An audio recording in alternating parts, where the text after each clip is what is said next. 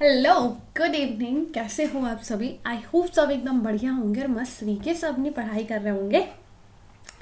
आज हम करेंगे अपना BEVAE181 का यूनिट 7। ठीक है जी। तो ये आपका यूनिट 7 रहेगा आज, जिसका नाम है एनर्जी रिसोर्सेस। ठीक है जी। इन्वायरमेंट का आज कौन सा यूनिट है? यूनिट 7, जिसमें हम एनर्जी रिसोर्सेस के बारे में पढ़ने वाले हैं। ओके, तो हमने पहले जूम कर लिया, लेकिन हमने हाइलाइटर तो लिया ही नहीं। इसको कौन लेगा रे बाबा? अब इसको करते हैं जूम और अपनी स्टार्ट करते हैं पढ़ाई। तो भाई पहले आपको एनर्जी के बारे में बताया जाएगा। ये क्या करा रे मैंने यार, कभी कभी ना दिमाग चल जाता है। ये दिमाग चलता नहीं है, कुछ समझ में ही नहीं आता मेरे को। तो एक सेकंड देखना पड़ेगा। ऐसे हाईलाइटर चलेगा? ओके, ऐसे ऑलरेडी हाईलाइट तो है, बट कोई ना, इसी से ही काम चलाना पड़ेगा अपन को। छोड़ो यार कि हाँ पढ़ रही हूँ मैं इस चक्कर में। तो पहले हम पढ़ेंगे energy as a resource. Energy as a resource को देखने वाले हैं। फिर उसके बाद हम पता नहीं क्या हो रहा है यार, हाँ, कन्वेंशनल और नॉन कन्वेंशनल रिसोर्स को देखेंगे। ठीक है। फिर उसके बाद केयरिंग कैपेसिटी देखेंगे कि अर्थ की क्या केयरिंग कैपेसिटी है एनर्जी बेस के लिए। और फिर हम देखेंगे कि एनर्जी जो डिमांड है वो क्या होती जा रही है, वो दिन पर दिन बढ़ती ही जा रही है। क्या होती जा रही है? दिन पर दिन बढ़ती ही जा रही है। ठीक है जी। ओके, चलो तो फिर ठीक है। फिर उसके बाद हम फ्यूचर के लिए कंजर्व करने के लिए कैसे हम क्या कर सकते हैं, एनर्जी को रोक सकते हैं। फिर उसके बाद हम पढ़ेंगे कैसे हम उसको कंजर्व कर सकते हैं, और कौन कौन से हम ऐसे सिस्टम लेकर आ सकते हैं जो नॉन पॉल्यूट हो। ठीक है, डेवलप करके कुछ ऐसे सिस्टम्स को हम एनर्जी को सेव कर सकते हैं। ठीक है, जनरेशन के लिए, आने वाली जनरेशन के लिए। ठीक है जी। तो हम शुरू करते हैं अपना पहला topic, energy as a resource. Energy क्या है? एक रिसोर्स है।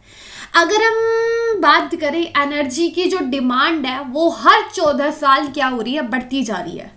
हर 14 साल में क्या होती जा रही है? बढ़ती जा रही है। अगर हम इंडिया को देखें तो इंडिया की जो पूरे वर्ल्ड के अंदर पॉपुलेशन है वो कितनी है? 16% है। ठीक है, कि इंडिया जो पूरे वर्ल्ड की पॉपुलेशन में से अगर 100% पॉपुलेशन में से कितनी है? 16% पॉपुलेशन है इंडिया की।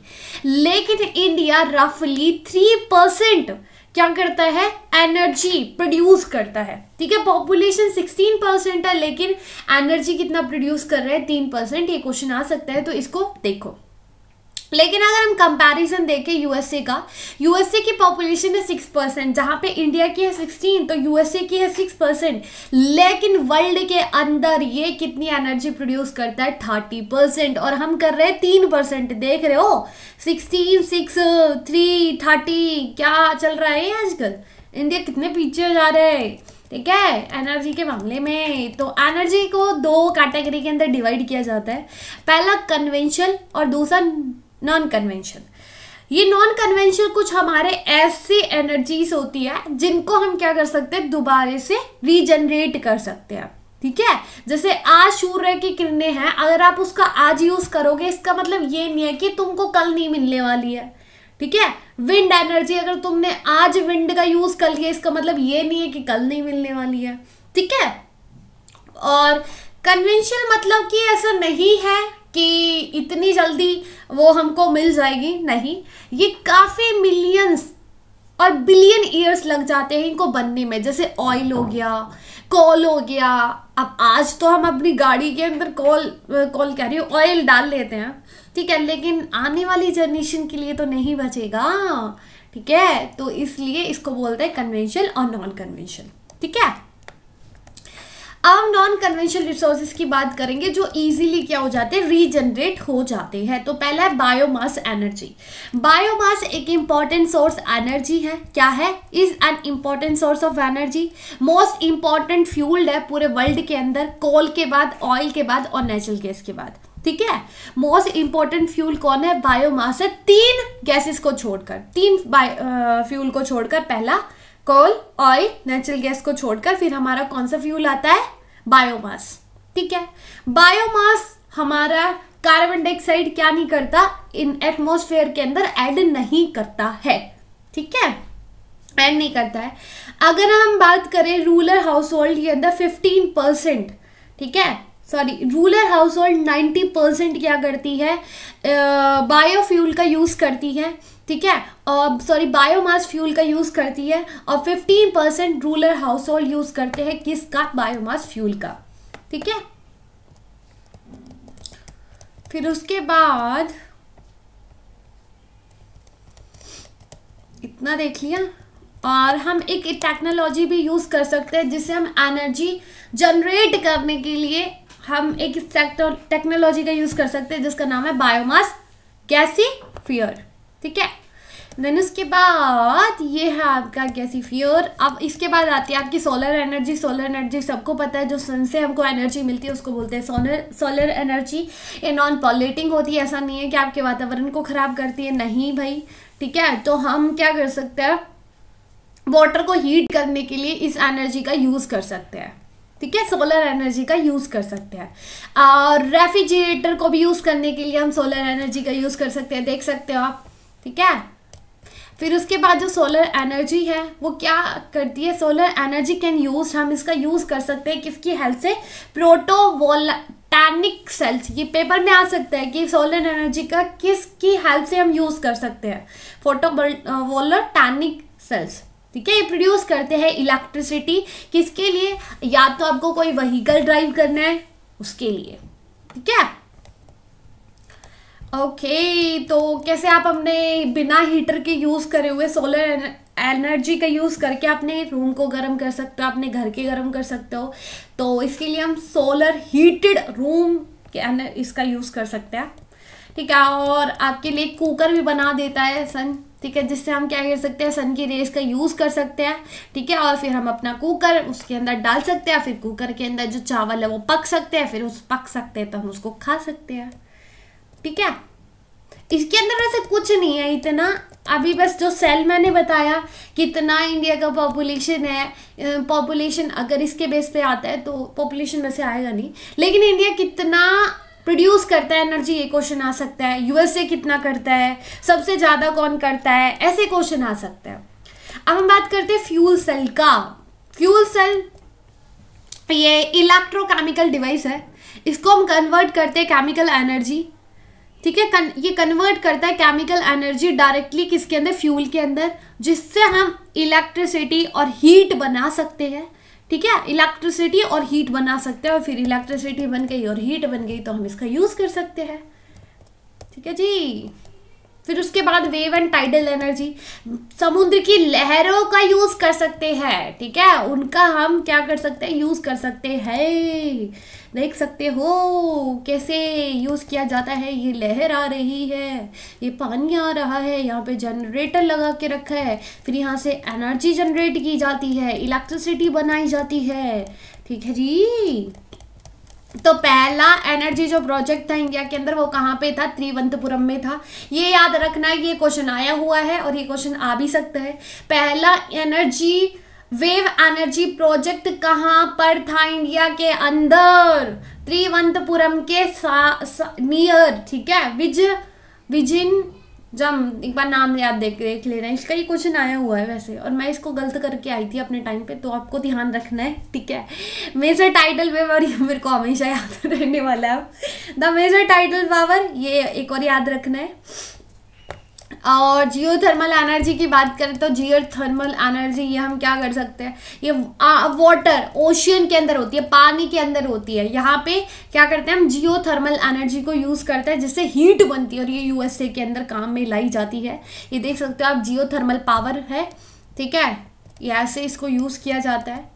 देखो ये क्या है कि इसके अंदर पाइप डाल दिया है, तो यहाँ से ऊपर से ये पानी के अंदर है, ठीक है, ये नीचे इसके धरती है, ठीक है, फिर इलेक्ट्रिक जनरेटर लगा दिया गया है, अब उससे तार बिछा दिए गए हैं, फिर खंबे पर बिजली जा रही है, तो ऐसे ही अपनी बिजली बनाते हैं, ठीक है, किसका यूज करके, जियोथर्मल पावर का यूज करके, ठीक है जी, ठीक है, ठीक है, ओके। देन उसके बाद हम को जनरेशन की बात करते हैं। ये दो तरह की एनर्जी लेकर आता है, कौन, को जनरेशन, ये एक तो फ्यूल बनाता है, दूसरा हीट बनाता है, ठीक है, सॉरी, एक ये हीट बनाता है और दूसरा इलेक्ट्रिसिटी बनाता है, यार मेरे को क्या हो गया है, ठीक है। फिर उसके बाद विंड एनर्जी, इसके अंदर मतलब कुछ ऐसा पढ़ने के लिए नहीं है, एक दो डाटा जो कहीं से मिल रहा है छानबीन के उसको पढ़ने का है, जितना मैं पढ़ा रही हूँ ना उतना काफ़ी आप लोगों के लिए, काफ़ी है यार, इतना टाइम नहीं देना है इन्वायरमेंट को, कभी आप एक एक लाइन पढ़ने बैठ रहे हो, नहीं, अगर पेपर से एक हफ्ते पहले भी पढ़ते हो ना तो बहुत अच्छे से आपकी तैयारी हो जाएगी। एक एक चैप्टर को मैं पढ़ा रही हूँ, पढ़ लो, फिर उसके बाद बुक खोल लेना, एक बार खुद से देख लेना, कुछ इंपॉर्टेंट मिलता है तो ठीक है, फिर उसके बाद PYQ करो और देखो तुम्हारे मार्क्स कैसे नहीं आते हैं। Wind energy, wind energy, wind energy का हम यूज करते हैं, ये देख सकते हो, विंड पंप लगे हुए हैं, ठीक है, इसे हम रिन्यूएबल एनर्जी बनाते हैं। फिर उसके बाद बायोगैस का भी आप यूज कर सकते हो, जो कि गांव में यूज किया जाता है एक फ्यूल की तरह। ये भैंसिया है आपकी, इस भैंसिया की मैन्योर को यहाँ पे डाल दिया गया है, फिर इसके नीचे बायोगैस जनरेटर बना दिया गया है, फिर उससे आपकी गैस निकल रही है, गैस से आपका चूल्हा बना के उस पर रोटी सेकी जा रही है, ठीक है जी, तो इसी को बोलते हैं बायोगैस प्लांट, ठीक है। एक बार यहाँ से भी ये पढ़ लेना, ये इतना इम्पोर्टेंट तो नहीं है लेकिन देख लेना आप लोग। अब हम आते हैं कन्वेंशनल सोर्स पे, मतलब कि ये तो थे हमारे, जितना हम इसका यूज कर सकते हैं ना, जितनी इसके अंदर टेक्नोलॉजी बना सकते हैं उतना ये कम नहीं होने वाला है। इनको अच्छे से यूज किया जाए तो नॉन पॉल्यूटिंग है और बहुत बढ़िया रहेगा हमारे लिए। लेकिन कन्वेंशनल सोर्सेज कुछ हमारे ऐसे होते हैं, ऑयल, गैस, कोल, ठीक है, जिनका हम मतलब जितना यूज करेंगे ना उतना कम होता जाएगा, ठीक है। लेकिन सोलर एनर्जी, बायोगैस, ये ऐसी चीज नहीं थी ना कि आज यूज करा कल खत्म, नहीं भाई, ठीक है। ऑयल, ऑयल की अगर हम बात करें, ऑयल सप्लाई किया जाता है, इंडिया कितना सप्लाई करता है, 30%, ये आपको याद रखने का। सबसे ज्यादा इंडिया के अंदर जो इंपोर्ट होता है वो कहाँ पे होता है, बॉम्बे हाई के अंदर, ये भी क्वेश्चन आया हुआ है, ठीक है। फिर उसके बाद अपर असम, फिर उसके बाद कृष्णा गोदावरी, कावेरी बेसिन, ये ऐसे याद रखना है, ठीक है। सबसे ऊपर बॉम्बे हाई, ये याद रखना है, ये आएगा। नेचुरल गैस की बात करें तो अबाउट इंडिया की जो नीड है उसको पूरा किया जाता है नेचुरल गैस से 7% इंडिया की क्या बोल रही यार, इंडिया की नीड को पूरा करता है कितना, 7%, ठीक है। एनर्जी की नीड को पूरा करता है कितना, 7%। कौन करता है, नेचुरल गैस, ठीक है। कोल की बात करें तो इंडिया हाफ से भी ज़्यादा कोल के ऊपर डिपेंड है एनर्जी को पूरा करने के लिए, एनर्जी की नीड को पूरा करने के लिए। इलेक्ट्रिसिटी की बात करें तो 63% कमर्शियल एनर्जी कोल से बनती है, ठीक है। कोल रिजर्वर आपको बहुत ज़्यादा मिल जाएगा, ठीक है। थर्ड लीडिंग कोल प्रोड्यूसर है हम पूरे वर्ल्ड के अंदर, फिर उसके चाइना के बाद, ठीक है। सबसे पहले है कौन, USA, फिर है चाइना, फिर है कौन, फिर है इंडिया, ठीक है। ये आ सकता है, देखो थर्ड नंबर पे कौन है कोल प्रोड्यूसर, फर्स्ट नंबर पे कौन है, सेकंड नंबर पे कौन है, ठीक है। आई थिंक फर्स्ट चाइना है, सेकंड USA, एक बार आप देखना इसको क्योंकि क्वेश्चन आ सकता है कौन है फर्स्ट कोल प्रोड्यूसर और सेकंड कौन है। अभी मैं देख के बता देती लेकिन अभी फोन नहीं है यार मेरा। हाइड्रो पावर की बात करें, हाइड्रो पावर जो कि चीपेस्ट है, क्लीनिएस्ट है, बहुत अच्छा सोर्स है किसके लिए, एनर्जी को बनाने के लिए। लेकिन यार जब भी कोई डैम वगैरह बनाता है ना बहुत ज़्यादा कंट्रोवर्सी होती है। कंट्रोवर्सी क्यों होती है, देखो कभी भी कोई डैम बनाएगा ना तो उसके पास सबसे बड़ी प्रॉब्लम वहाँ पे जो ड्राइव्स रहती है उनको निकलना पड़ता है, ठीक है। और जैसे बहुत ज़्यादा कंट्रोवर्सी होती है, सबको पता है, ठीक है। एटॉमिक पावर की बात करें तो न्यूक्लियर रिएक्टर जो कि प्रोड्यूस करता है हीट, ठीक है, जिससे हम जनरेट कर सकते हैं स्टीम, ठीक है, इलेक्ट्रिसिटी को जनरेट कर सकते हैं। ये देख सकते हो आप, इसको बोलते हैं एटॉमिक पावर स्टेशन, ठीक है। देन उसके बाद ये एमसीक्यू आपको करने का है, ये आपका होमवर्क है। अब उसके बाद है इंडिया मतलब अर्थ की केयरिंग कैपेसिटी एनर्जी बेस के लिए। तो पहली केयरिंग कैपेसिटी होती है बायोफिजिकल, मतलब मैक्सिमम पॉपुलेशन को सपोर्ट करती है, रिसोर्सेज को, मतलब उनको बोला जाता है कि देखो तुम्हारी मतलब केयरिंग कैपेसिटी एक तरीके से एनर्जी इतने लोगों तक पहुंचाना, ठीक है। सोशल मतलब किसी सोशल ऑर्गेनाइजेशन का काम होता है ये सस्टेन करना, ठीक है। ये इतना इंपॉर्टेंट नहीं है, बस आप इसको छोड़ भी सकते हैं। और सोशल मतलब एक तरीके से उनके बेसिक नीड्स को पूरा करना, फूड वगैरह हो गए, ठीक है, और राइट, हेल्थ, एजुकेशन, ये सारी चीज़ें। देन उसके बाद और क्या है, और आगे इतना इंपॉर्टेंट नहीं है वैसे तो। ये है कि पॉपुलेशन ग्रोथ बढ़ती है तो एनर्जी की डिमांड भी बढ़ जाती है। पहले अगर पॉपुलेशन इतनी नहीं होती इंडिया के अंदर तो काश हमारी एनर्जी की डिमांड भी इतनी नहीं होती, ठीक है। इतना हम कोल बाहर से नहीं मंगा रहे होते, ठीक है। तो वही है यार। और आप देख सकते हो सबसे ऊपर कौन जा रहा है, चाइना जा रहा है, फिर उसके बाद जापान जा रहा है, फिर उसके बाद इंडिया आ रहा है। ये एनर्जी कंज्यूमर है एशियन कंट्रीज़ के अंदर, तो आप इसको देख सकते हो, इस डाटा को देख के देख सकते हो, ठीक है, कौन एनर्जी ज़्यादा कंज्यूम कर रहा है। और जीडीपी को भी बढ़ाने के लिए कंट्री क्या करती है, एनर्जी का ज़्यादा यूज़ करती है, एनर्जी को ज़्यादा कंज्यूम करती है। इंडस्ट्रियलाइजेशन बढ़ रहा है तो हम क्या कर रहे हैं, हम लाइट वगैरह लेकर आते हैं और एनर्जी का हम बढ़ के यूज़ करते हैं, ठीक है, जिससे हम डिपेंड होते हैं यार एनर्जी के ऊपर। देख सकते हो आप, जहाँ पे आप बात करते हो इंडस्ट्री, ट्रांसपोर्ट, कमर्शियल, इन सभी को ऊपर लेकर आने की, तो इन सब के लिए किसकी ज़रूरत पड़ेगी। सिंपल सी बात है यार, एनर्जी की ज़रूरत पड़ेगी ना। अभी इतनी सारी लाइट तो अपने आप हवा में तो चल नहीं रही है, एनर्जी का यूज़ किया गया है, इलेक्ट्रिसिटी का ही यूज़ किया गया है ना, तो भी बोला जा रहा है।